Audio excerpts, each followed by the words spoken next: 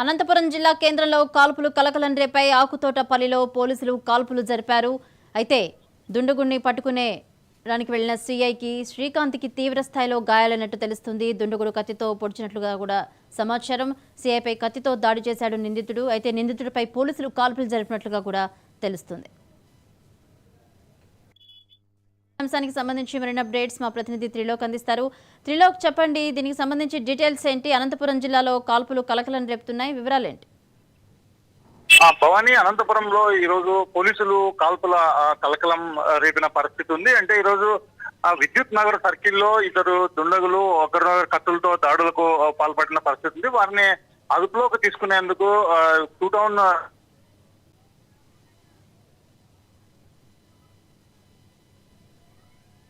ఒక్కసారిగా కత్తితో ఆయన పైన దాడి చేయడం జరిగింది. దీంతో ఆయనకు గాయాలు అయిన పరిస్థితి ఉంది.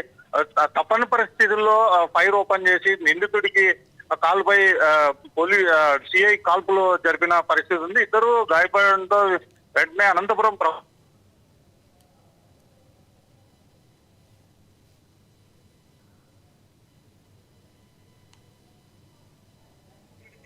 Right, thank you Trilok.